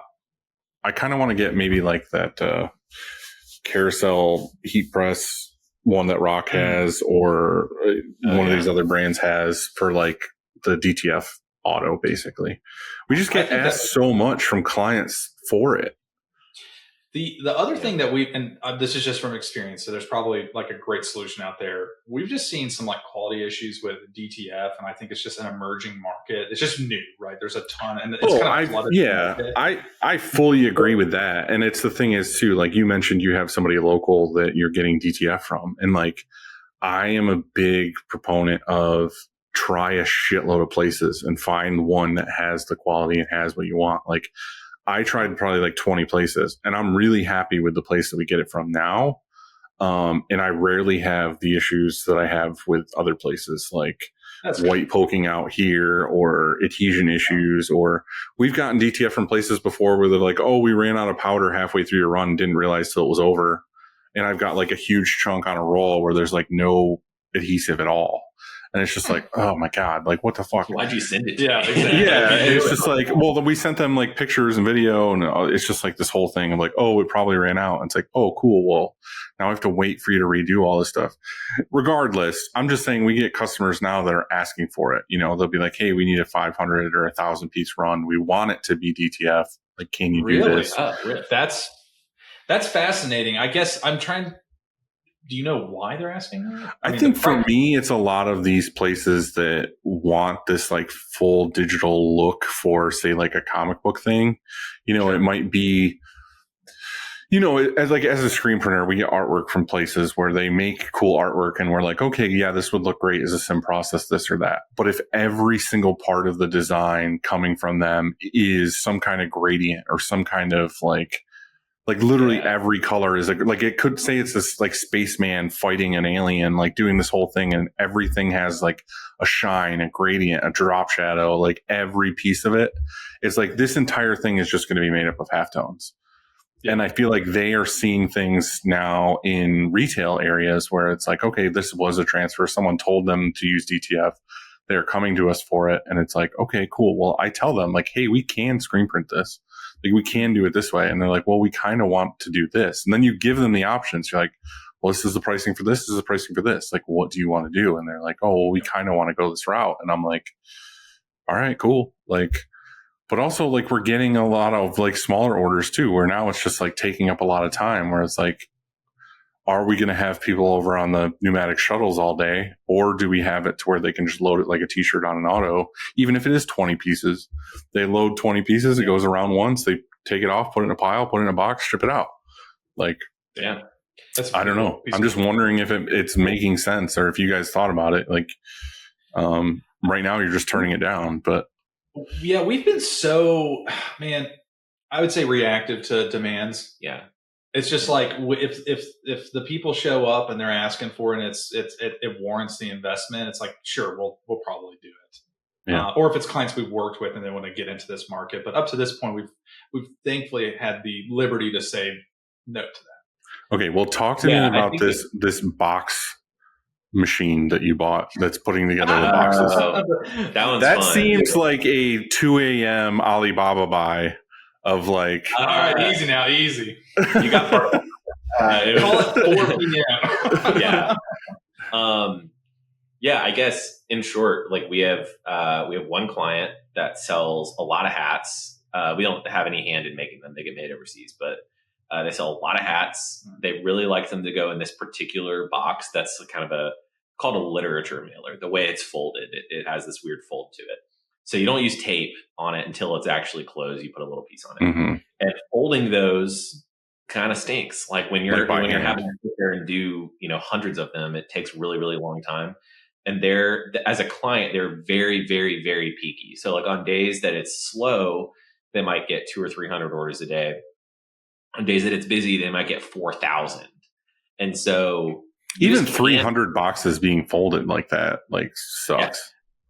Yeah, no, I mean, it's terrible. And so, it's like, it's a quality of life thing. It's like, people don't love coming in and just half their day being consumed with, it's like, hey, you're just going to sit here and fold boxes. Like, nobody likes that. Nobody wants that. It's funny. I don't think he listens to the show, so I could talk about him. But there's a friend of mine who has a place near me where it's like an Amazon warehouse. They sell everything. Well, anyway, he was giving me a tour like a month ago or something, and we walked through this one department, and they sell these boxes that are for bridal like gowns. Like basically, like after you're married, you can put them in this box, and the box is treated with all these things where it won't degrade the dress over time, it won't yellow, like all these other things. Well, there were two people that we walked by that were just assembling boxes. And I was like, oh, do they just like fill in when boxes are needed? They're like, no, they literally just do this all day long. Like they're literally just assembling boxes. And I was just like, fuck. Like that seems like something a robot could do. Yeah. Yeah. So yeah, we researched it, and really it was like, we were like, we need this for when it's really busy. Like I don't want my employees here folding boxes. I'd rather than be packing hats and the boxes just be folded. And so, we got a quote, we got it scoped out. Like they made it to spec to the box that you have. And, that rules. It really wasn't that bad, and we got it shipped. And I mean, I wasn't trying to knock you for like a late night Alibaba buy. I'm just saying that the funny thing with that stuff is you look at it and you're like, oh my God, this actually does what I need it to do. And they're really not that expensive. Like in reality, like what was it? Maybe like $6-8 grand or something, probably. I think landed, it was like 15. Yeah, but what? It was probably $6 grand for shipping and $6 grand for the product or something. Like they had it all in. It was all in all. You're like, okay, well, I spend probably how much on people folding boxes for a year, and even if it's like the ROI isn't amazing, your quality of life on your employees is better. Yeah, so they're not doing something that sucks. Does it make the box, leave it open, and does it go into some kind of conveyor where they can just put a hat in it and then tape it and go, or is it you just get a stack of boxes? There's an outbound conveyor, and then basically at the end, you just have to have somebody who's like catching it. And whether or not you're packing at the time, like sometimes we'll just pre-build them and just have pallets stacked of them just ready to go. Right. But this client requires like an insert and a sticker to go in each box. So they as it's coming out of the conveyor, they put the insert and the sticker in, they stack it and just have it ready for people to pack the boxes. Not that we need to keep going back to the 3PL stuff, but do you guys, because we were just talking about the boxing, do you guys offer any other premium services for these clients, like kitting or getting some of these overseas products for them so that they don't have to think about it or worry about it? Yeah. So yeah, we definitely do kitting. I mean, if a client sells like some bundle or something like that, we'll do it. Any kind of value add service that they need a lot of, like we'll scope it out and do it for them. As far as sourcing things, I mean, honestly, a lot of times who we're working with is actual like brand owners. So they have their product sourcing pretty dialed in. They like have had a factory for a while. They care about the product a lot. Like that, the product is what their whole that's their life brand is centered around, rather than it being like, oh, it's a band that sells merch. It's like this is a brand that their whole thing is like, I have this like premium product or like whatever it is. So if you're kitting a box for them, I'm guessing they're sending you the box then? Like you're not having to go out and source that and get it printed and everything? We do help with that. So like we do have a pretty good factory kind of locally that does corrugate, custom corrugate, like printing and die cutting and stuff like that. So if somebody needs like a printed box, you can get 10,000, 20,000 of them made. I don't remember where it was. I think it was on your Instagram or something. I saw you guys putting bottles of something into a rectangle box. And I was wondering if you made that box or if that was something the customer sent you. That one, we source all of the like packaging. So that's kind of, I guess to go back to what you're saying, it's like when a client comes to us and they're like, these are the things we ship and here's how we'd like it to be shipped. Kind of our job as the 3PL is to figure out, like, you get us the product, we'll figure out how to effectively ship it to the customer. And that can mean like saving you some money on packaging, making the dimensions lower so you're not overpaying on shipping. Like we'll find some packaging through our variety of sources that we use to get packaging to find something affordable. And that's also quick for us. So like, yeah, we're probably packaging the detailing supplies in It's an 8x4x4 like fold over box. Mm-hmm. That box perfectly fits that bottle. It goes, to get into the nitty gritty of it, it qualifies for USPS cubic tier 1, which means it's the most dense quality of USPS, and you get the best prices that way. I love that stuff. Like, that's something that I get asked every time I show our shipping boxes for screen printing. And it's like, we sat there and did the math for so long to be like, well, what's the best size box for this size order? Because it used to be forever, it used to just be by weight. And now it's like dimensional with UPS. And it's like, all right, well, you can't just throw 25 to 50 shirts in a 24/16/16 box anymore and ship it out. Like, it's mostly air. You're getting charged for a 50-pound box. Like, you need to make sure you're putting shit in the smallest box possible, because that's what you're getting charged, whatever's bigger. Like, if the dimensional weight is more or the actual weight. And it's like, having your packaging for this kind of stuff matters so much. And I don't know if people are paying attention or not, but like, we are. Like, that's why we're making sure we have multiple. I ended up going with multi-depth boxes for screen printing stuff, because then we can mostly we have 2 box sizes, basically, like 2 boxes we order. One that's a solid 24/16/16, which is 100 shirts. And anything under 100 or that's not in the case goes in the multi-depth box, where it's like, okay, we can break it down 4 times to whatever is in the box. We had some of those multi-depth, didn't we? We had those for a while. For screens. They're great. Oh, yeah. They're good for shipping screens to the place that does remeshing and stuff. I send 100 screens on a pallet at a time, so I don't box anything. I love it. I mean, that's like a huge piece of it, right? Like, our job is to problem solve. And if you're shipping thousands and thousands of orders a month and you're neglecting to focus on saving, like, postage is going to be your biggest expense. It's huge. Yeah, it's expensive. It can be, depending on the weight and whatever it is, like between $4 and $10 an order to ship something. It's like, saving $1 or $2 on everything is like, that adds up a lot. And well, we even have certain clients too that we had to try to get. And one of the things we offer first is, we'll ship it to you for free or something. It's like, all right, well, that's where I want to make sure for sure we're doing the best deal on shipping, because I don't want to eat more than I have to. And that's kind of what I was trying to talk about earlier when I was saying I was shipping stuff to that 3PL and they wanted us to send them like 12 boxes. But in reality, I could have sent them 6. And it's like, I went online and I found cardboard dividers that fit perfectly in our box, to where I would do half a box as smalls and half the box as mediums, but I divided them with cardboard, because I think that, to me, that basically is 2 boxes in 1 box, because there's a full divider. It's not like I threw a fucking sticky note in the middle and was like, everything below this is smalls. It's like, no, there's a full on divider in the box. But the thing is like, I'm providing that for my customer at no extra charge. Like, I didn't go back to them and be like, I need you guys to pay for these dividers. I was just like, this makes no sense. Like, I am willing to spend the couple cents a divider to make sure that I can ship less boxes. It's less of a nightmare for me. Also, my own shelf space. Like, I don't need every order to have 36 boxes on the shelf. I'd rather save myself shelf space and spend a couple pennies on a divider.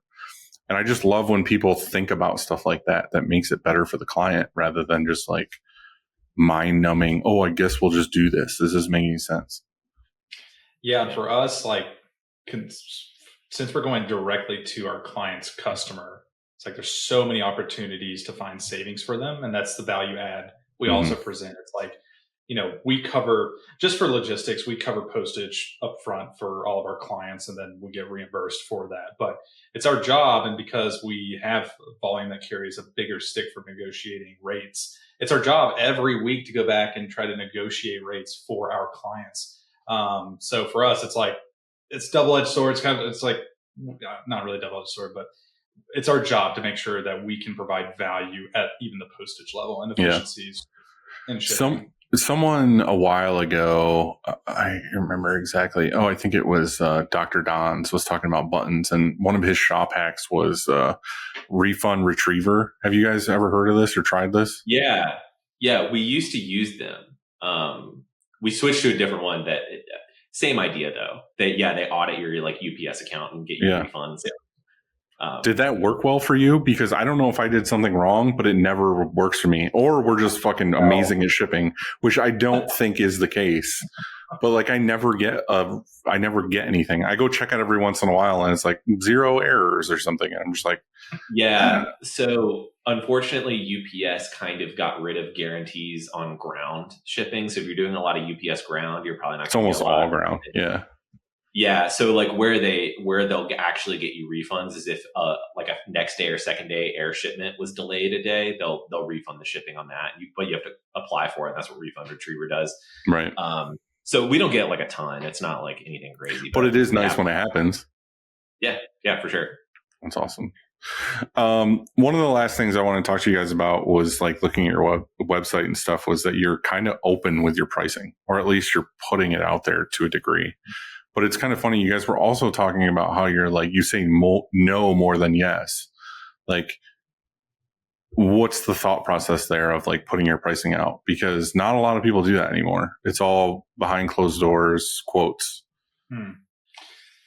Yeah. I mean, I think for that, like we, from like a local perspective, I think we kind of wanted to show like, we just had a lot of back and forth. Comms were getting really lengthy to get to that point of like, here's your price. And we're like, let's just kind of avoid that. And since we weren't completely reliant on local business, it was just kind of like, just throw it out there. I really don't care what people know. We're not going to be the cheapest guy in town. We don't want to be. But if someone fits that mold, we can kind of have that filter up front to just make the communication seamless on the back end. So we got the idea from, what's the name? They're down in Alabama. It's going to Terminus Tees. Jesus Christ. We got the idea from them. And I was just like, dude, I love how I can just go. That was great memory, by the way. I used to work there. Did you really? Okay, that's funny. Yeah, well, is this a good conversation? A bad conversation? It's fine. It's okay. It was 16 years ago, so it's fine. Okay, I got you. But it was just funny how we were just like, when we were quoting at first, we were building out a pricing matrix. It was a little bit like, obviously on internal costs, but it was kind of like, well, let's go see what the market is. And Terminus was always the first place. Like, well, let's go see if we're in line with those guys. Yeah. Right. So I guess when we say no more than yes, generally that means clients who need like full scope. I need stuff printed and I need stuff fulfilled. Like you're going to be ongoing managing our like inventory and account and stuff like that. If somebody comes to us and is like, I need 150 shirts, ship them here like one time, or I'll come pick them up or something like that. We don't really say no. Like as long as they meet our minimums and it's not a crazy amount of art work that's required or something like that, you know, we do all sorts of stuff like that. Like a church who needs a couple hundred shirts or whatever. Like we do a lot of that, but sort of like, hey, I need you to do these couple hundred shirts and can you ship them out whenever we get an order for it? It's like, not really. I just don't think we'll do a good job at it. So probably not a good idea. Well, one of the things I've gathered over having this conversation with you guys, and you've mentioned it a couple of times, is like, are you guys very strong, like mapping everything out as far as like what it costs to run your place down to the hour, the minute, whatever? Because you've mentioned like looking at profit and loss like 4 times. So like how much of your management process is just like crunching numbers and sticking to numbers, or is that kind of not as much of a thing? No, it's definitely. I think we learned some really good lessons from our first business of not being in the numbers a lot, or as much as we should have been. And so Matt and I, since day one, we were like, we have to understand our numbers. And I think that's the most important process of running any business, but especially a print shop where there could be opportunities for additional costs that can just creep up on you. Yeah. So we're not at the level, like we want to get to the level. We've had some good inspiration from the guys over at Made Lab and some of the people that worked with them on literally tracking every single process down to the minute and like what that is. But every single day, Matt and I are at some level of a P&L that we look at. We kind of have our own internal sheet where we're looking at just understanding our cash flow and what's on the horizon and where we're standing. So it's the biggest, I think, component of our decision making in the business for sure. Yeah, I would say if you're spending all this money on, you know, new facilities and new equipment and everything else, you really need to know what's what, especially now. Like, I feel like the market is so up and down and all over. I feel like the people who are buying equipment, like, for sure know what's coming or what they have and don't have. Yeah. I think we kind of say this, and again, like we can definitely be a lot better at it, but if it's not measured, it can't be improved. And so it's hard to just sort of go to your team and just say like, hey, I feel like output wasn't very good this week, or like I feel like that if you're not measuring it, you don't have the hard numbers against it. So we kind of set a goal for ourselves this year, really, to set a bunch of benchmarks for ourselves. And we're still kind of figuring out exactly what those benchmarks are, but like, what is a good hourly output on average per press per day? What is a good amount of shipments per labor hour that we have in the facility? What's like all these things that we can track and have kind of a centralized dashboard to look at. And then you have people that are accountable for those things. And it's not like they're in trouble if you don't hit it, but you can at least go to one person or a couple people Or find and out say, like, why. Hey, Yeah. like, can you explain why? And if it's like if you have a blocker or something that's preventing you, let's fix it.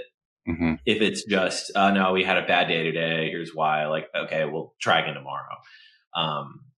So yeah, it's a lot of, you just have to have your finger on the pulse of how your business is doing. Like I think measuring. Is there anything that you're using in the print shop to track that stuff?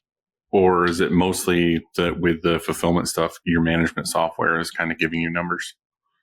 So we couldn't find really. There's probably some tool out there, but we couldn't really find anything that kind of would allow us to track that output. So we, AI is fantastic, and I was on vacation I can't believe you did this on vacation. 6 months ago, and I was like, man, I hate that we don't know our output, like our true output on an hourly basis. And so had a little help with AI to build this dashboard that the print shop coordinator can go in and pull hourly numbers, what job that was going for, and then notes for that. So I can track what's going on all 4 presses, what's going on with all the rapid tags, all that good stuff, and I can see actual output. And so it's really helpful to go back at the end of the day or even the middle of the day and be like, hey, we were targeting 250 an hour. It's like we're down here. This is the actual number we have to hit for the remainder of the day to average 250 per hour. So for us, like that internal tool, we use it every day religiously. And it's a great thing. It's a great way to come back, like Matt said, not come with a feeling to the conversation, but being like, okay, why did we only do 190? And it's like, oh, well, a screen popped. And it's better information. Yeah, you can get to like the root cause of things faster. It's like, oh, well, I see you only did 75 prints the first hour and 50 prints the second hour. What was going on? It's like, oh, well, this, that, and the other. And it's like, oh, well, now we can identify that, oh, the stampinator was messing up and maybe our stampinator needs to be improved. It's like, oh, the Teflon needs to be changed. Like you can actually get to the root cause rather than just like, why were you guys slow? I agree with that. We had one a couple of years ago where we would track all of the misprints and we would have notes. Like we have this card that literally says like, oops, I fucked up on it, which like other shops have told me like you're shaming your employees. But anyway, they fill it out and they bring it in and then we put it in a sheet that says like why it got messed up or whatever. Well, I could go back and look and be like, well, so many of these mess ups are because the pallets weren't tacky enough. And then it's like, all right, let's go back and like train and be like, well, are you scrubbing at this many shirts? Or because I feel like what was happening is the printer who we don't have anymore on press was basically just being like, well, I don't feel like scrubbing, fuck it, and just kept loading.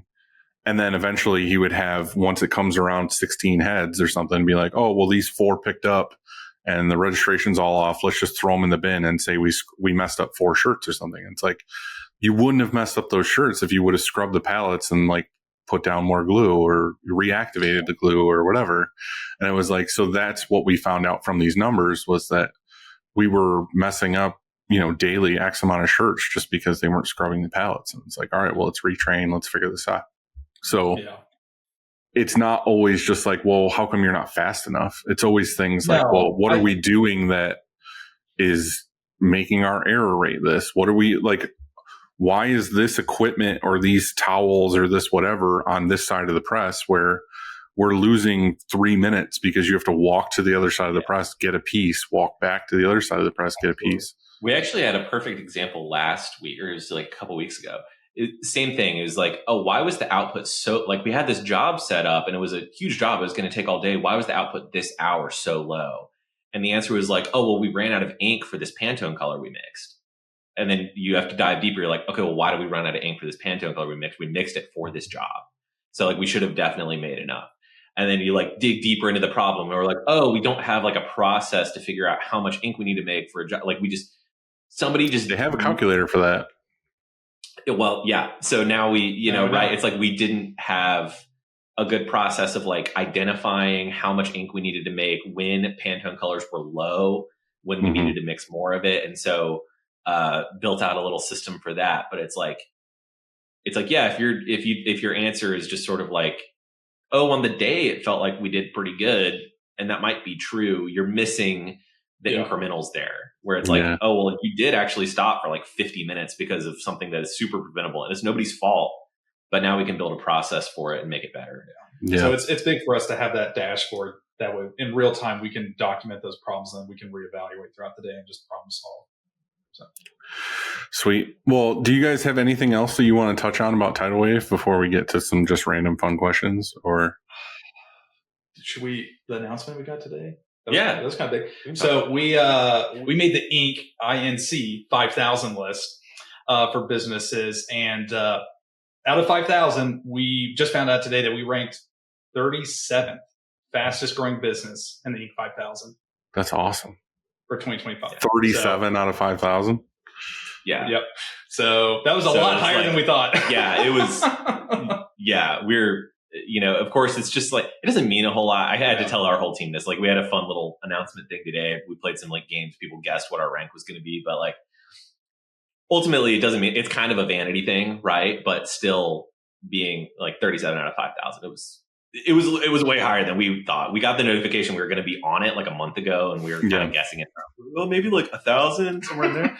So 37 is super cool. We're very proud of. Well, congrats. I mean, the thing is, I think it's more for us as owners. It just gives us like, we rarely get a pat on the back, but something like that, it's just like, okay, like I am doing something correct. Like I'm not a giant piece of shit. I do have some credit. It's a good like kind of step back moment and be like, okay, like we've done some cool stuff. Like, it's like, it's so easy to just be in the weeds so long and just not even take a step back and just look at what's happening. So it was cool to kind of have some time today to like reflect on that. It's like, man, a lot has changed since 2021, which is when they start like it's like growth from 21 to 24 is what they looked at. So a lot has changed since 2020. There's certain print shops too that always want to have that tag that they're not lying on a website or on Instagram or something where it says like award-winning screen print shop or whatever. It's like, yeah, but what award did you win? Like, did your grandma say you did a good job, or like, did you actually win something good? So like to have that accreditation is pretty sweet. So I think it was fun. We've definitely built a culture where, not everyone's going to care 100%, but we have a lot of employees since day one. Like employees 1 through 4 or 3 are still with us. And so it was cool to have just a lot of like, we don't have a lot of turnover. So it was a fun moment for all the employees to get to, we were number 2 in Tennessee. I mean, that's really cool. So I don't know. It was just fun for us to celebrate. We just found out. So I was like, I got to throw that out there. Yeah. We found out like 3-4 hours before coming on this. We were like, when I texted you earlier, if you wanted to move to Thursday, you were like, I have to get this news out today. Like, actually, Thursday did not work. That is why. Yeah, that is true. That's on me. Thursday. All right. No, that's fine. Yeah, that's I don't know. So, but Tidalwave, we love what we do. We love working with the brands we do, and we're so glad that we went all in, and we thought that the grass was greener on the other side with screen printing. It was rough, but we're very thankful for where we are now. So it's nice. Yeah. Well, the first thing I want to ask is, do you guys have any shop hacks that you might want to share? Be it business, be it sales in the shop, anything. Do you have anything that you've learned? I mean, even if it's with fulfillment. When in doubt, buy an LTS. All right. If you don't think, if you're on the edge, just do it. It's actually, I don't know. This isn't, all right, I'm not going to do it. But it was funny. You go back real quick about the LTS. Someone, when we said we bought a second auto, and they were like, well, what are you doing for darkroom? And you're like, oh, we're still doing transfers. They're like, why did you not automate that first? Yeah. And I was like, I didn't even think about that. That wasn't even on my mind. So I think it's I don't know, something to think about. I think that's one of the things, and it's hard to talk about because you don't really know until you get there. But like, people want to add presses because they can see things like, oh, I'm making more shirts, or I've got X amount of presses, or I've got whatever. And I feel like the screen area just gets kind of left in the dust, or has like a bad thing, or people think that like the new hire always gets to like clean screens or this other thing. And it's like, that area of your shop should be like one of the highest regarded areas, because it's like everything else sucks if your screens aren't great. So like you should have like a tech wizard in that fucking area of your shop where it's like, okay, we're measuring EOM, we're measuring tension, we're making sure they're clean, there's no chemical residue, there's no nothing on it. Like we're doing all these processes. So yeah, I agree. Like automating that department first to get all those errors out of the way makes the rest of everything so much easier.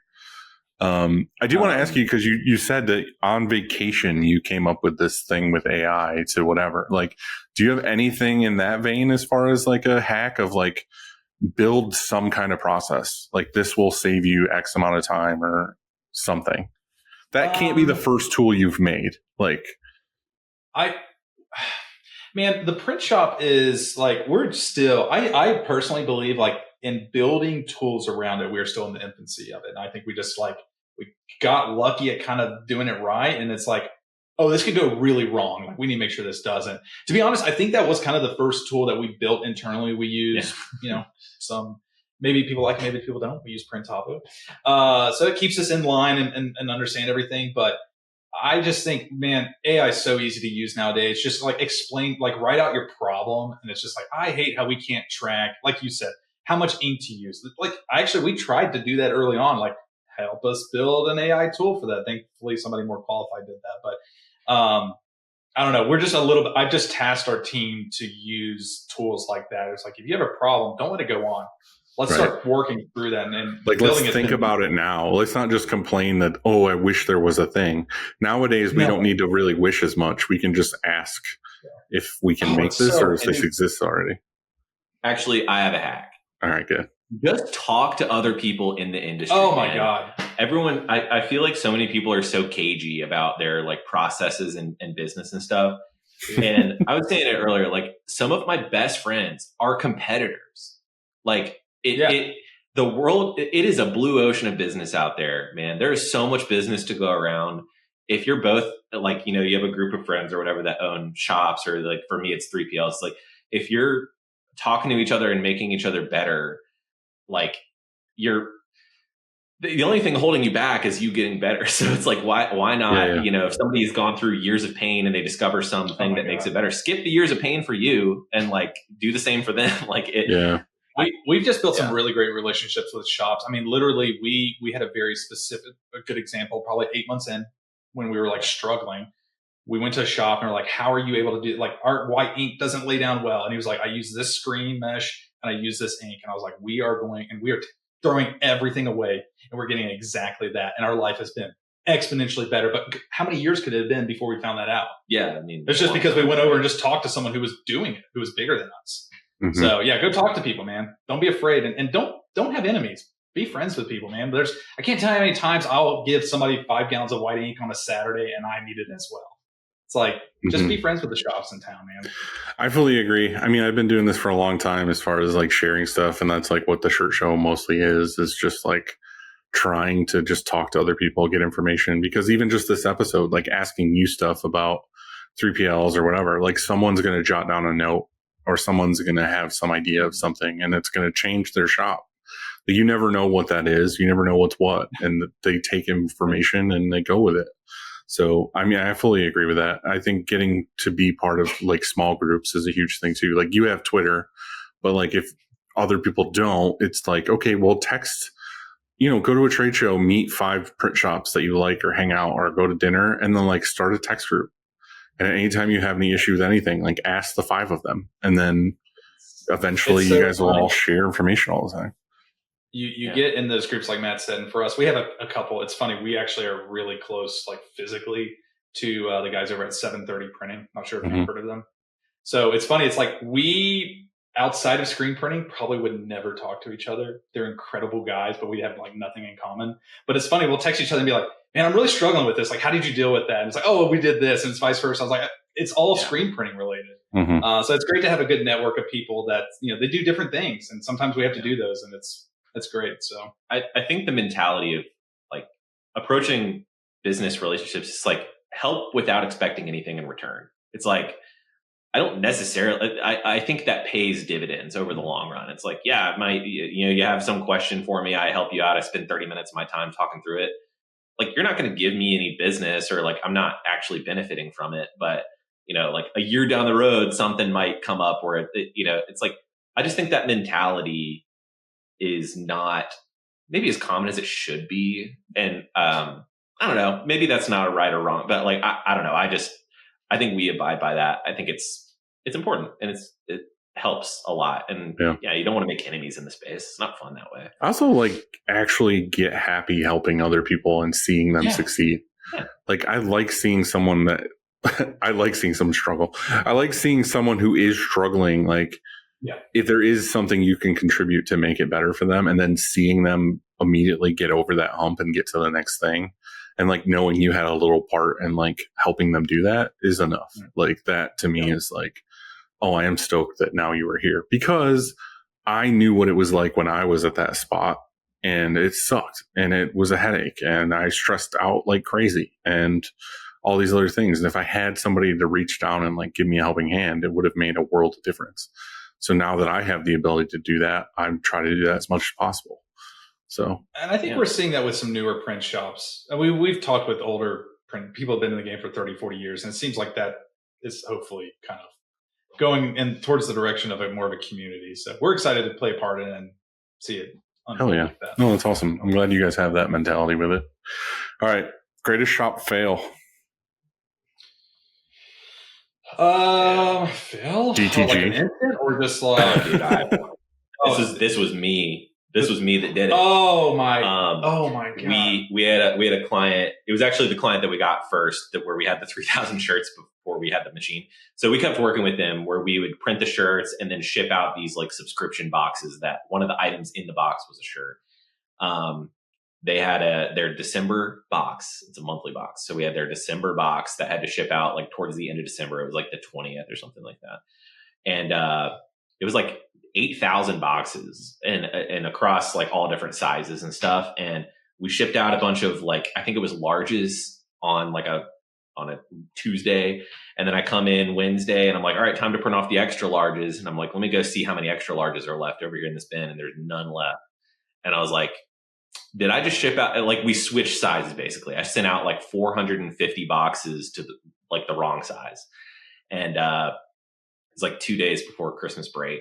And, 2 days before Christmas. 2 days before Christmas. So I had to call Christmas Eve. I think it was the 23rd. Yeah, it was terrible. And so I had to call the carrier and be like, please tell me these have not left your facility yet. And like, these are all still there. And they were like, let me check. Like an hour goes by. They're like, no, they already left. There's no way to get them back. I was like, oh my God. So I had to call the client and tell them like, hey, I misshipped 400 something boxes. But like, we're going to drive to S&S and pick up these blanks. We're going to print them, today and ship them tomorrow to the correct customers. And anyway, we had to like, oh my God, we're about 3.5 hours away. It was actually it was 3 days before Christmas. Yeah. It was like, we're like 3 hours away from the S&S distribution for will call. And so this at like 4 p.m. No, like 1 p.m. We're driving down for will call. We get the shirts, it's traffic everywhere. We drive back up. We get back at like 7 or 8. And then we print 1,500 prints till like 1 a.m. because it's front, back, neck label. Just me, Matt, and one incredible employee who we took great care of that evening. And we're there till 1. And I'm like, I was like, dude, this is the worst thing ever. Oh, and then the next morning, so we had to fold and bag them. We come in the next morning. It's like 20 degrees. So our air compressor is frozen. No, it was like 7 degrees. I had to take a torpedo heater and just put it right towards the air. So we had to take this propane heater and put it right next to the air compressor to heat it up to turn on our folder bagger machine. And then we had a few people in the 3PL that were like, well, I'm not going out of town for Christmas, so I can come in tomorrow, and we paid them extra and everything. Like, we got to kit up these 400 boxes and send them out. And, So you meanwhile- redid the entire box instead of just sending them the shirt? Well, okay, so we resent the shirt, but we didn't have enough shirts of the correct size. We were out of, I forgot which one it was, but we were out of extra larges. But there were people that actually ordered extra large, so we couldn't ship the extra large boxes until we printed the extra larges. Right. So we shipped the people that ordered the actual large shirt, because we still had those. So they just got a shirt in the mail. But I guess the biggest question is, you went through all this headache and stress and everything and did all this. Did the customer stay with you, or did they leave because of the issue? Did. They were very thankful that we were proactive with it. And basically, I didn't call them until I knew exactly what was happening and we had a solution. Yeah. Mm-hmm. It was like, this is exactly what we're doing. By tomorrow, it's going to be resolved. And I was like, here's the list of customers if you want to email them and tell them what happened. It wasn't cheap. And they were like, by the way, because it's so close to Christmas, can you send these shirts priority mail? And I was like, oh, sure, man. Yeah. Mm-hmm. Sure. Can you spend double on shipping just to make sure? Yeah. So we had to send them priority mail. But we've had our fair share of burning. I personally burned like 150 shirts because I just assumed the flash was at the right level and it was way too close. And then I was like, and there was a new guy unloading next to me, and then they were just like, hey, this is like really crispy. And I'm like, what do you mean crispy? And I'm like, oh my God, we burned every single one of these shirts. So we've had our fair share of that. Yeah. But I think the other one is pretty good fail, though. The sending out 400 boxes the wrong size. Yeah, that was memorable. We had just gotten through peak too. It's like Black Friday, Cyber Monday for us is crazy because we're in, serving e-commerce brands. Like basically just gotten through, like it's almost Christmas. I was like going on a cruise with my family like 2 days later. I was like, I'm about to clock out and just chill. And then, I walk in, it's our last day before Christmas break. And I'm like, I can't believe I just did that. I was like outside, like on the phone, like hitting the wall. I'm like so mad. It's like a $7,000 mistake at the end of the day. And it sucks. I just had to go to the team and be like, my bad, guys. And like, I own that for sure. Yeah. What shirt has your shop printed that you were the most proud of? The shirt that we're most proud of? We printed a collab with the Mets. Yeah, that's pretty cool. One of our brands. It's pretty sweet. Not our brands, but a brand we print for. It's like youth baseball brand. They did a collab with the Mets, and it was sold in the Mets stadium, which is pretty sweet. I've told the story on here a few times, but I have one of my like life-changing stories was with the Mets. So I don't need to go through the whole thing right now, but basically when I was way too small of a company, went after the Mets business, and it ended up turning into this like really good thing. But I also got like a reality check of like, when you have 2 manuals and 1 dryer, you are not equipped to print for the New York Mets. So there's levels to this, man. Yeah, it's like, I knew. I mean, I didn't know back then, but like I was just naive and hungry, and it is what it is. Yeah. But hey, that's what it takes sometimes. Like bite off more than you can chew, figure it out later. Yeah, the universe was looking out for me and basically like made it to where that wasn't going to happen, but I still came out looking good. So it worked out. Awesome. If you could snap your fingers and change one major thing about your shop, what would it be? The heat, man. I don't know. It is hot down here Yeah. right now.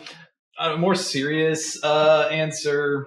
I mean, that is a giant issue that most shops deal with. That's a huge one I'm dealing with. Like, I'm in New York and we don't get a lot of like crazy heat, but this year we've had so many days at like 95 degrees. And it's like, we are not built for that. Our shops are not set up for that. We have no air conditioning.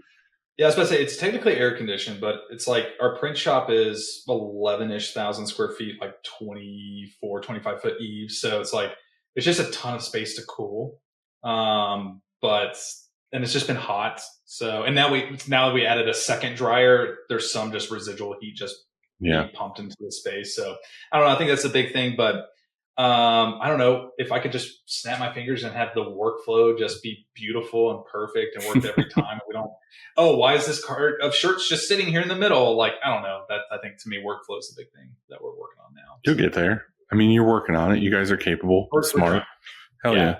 Telepathic communication for everybody to immediately know what's happening at all times instead of having to communicate to 15 people or whatever. So you want to be a telepath and he wants better heat and air conditioning. I think between those two, That would be great. Perfect. All right. Top 4 favorite movies of all time. Oh man, I've been on a movie grind lately. I'm gonna go with Inception. Probably. His first movie was Inception. Is that good or bad? It's gotta be good. If it's bad to you. No, me and Christina were sitting on the couch last night and I was like, hey, do you want to watch Inception? And she's like, are you just going through movies that people say are their top 4 movies? I was like, nobody. Nobody has said Inception yet. Like, that's not a thing. And she was like, oh, okay. And you literally said Inception first thing. So it was funny. Dude, I just had an out of body experience just watching that again, like forgetting all the stuff. I was like, dude, this movie's great. I know. Yeah, so I agree. I wanted to watch it last night. I've seen it probably, I don't know, 6 times. My top is Interstellar, but number 2 is Inception. Truman Show? It's great. I thought that was real for a while, like in my own life. So that's 3. What do you got your? Oh, dude. I don't know. What's another good movie I was just watching? You just like Christopher Nolan, but it sounds good. Yeah. I'm not that big of a movie The Dark guy, Knight. Yeah. Anchorman's pretty good. That's a classic. That's top like 4. I don't know. I would rather go old school. Classic though. I like it. Cool. Yeah. I haven't been on my movie grind recently. For some reason, I need to like dig into the recesses in my brain to think like, oh wait, I actually do like that movie a lot. So movies are a big deal to me, I think, because that's the only thing I can do where I can actually shut my brain off and just be involved in the movie. That's why like I can't stand when people want to talk during a movie, or like you go to the theater and someone is like talking or coughing or something, because it instantly pulls me out of it and I'm like thinking about real life again, and I'm like, shut up, I need to get back to where I don't think about things. Amen to that. Amen. So all right, guys. Well, thank you very much for doing this with me. I appreciate you taking the time and having the fucking rad setup with the screens and the mic and the camera that moves around. Oh well, that camera, but this didn't exist maybe an hour before we came on. I was like, I love it. It's great. I was like, we gotta do something fun. Yeah. Keep in contact. I would love to keep seeing what you guys are doing. And hopefully people can reach out to you and ask questions about the fulfillment 3PL stuff. But I appreciate you guys. Thank you very much. Absolutely. Of course. You can find us on Instagram. You can find Matt on Twitter. Yo, shout out. That's right. He's hard into Twitter. You can find it. Yeah. Sorry, that's the only place I live. Don't call X to him. That's not our DMs are open. If you got any questions, we'd love to answer them. But seriously, thank you for allowing us to chat with you and dude. see how things work over at Tidalwave. Thanks.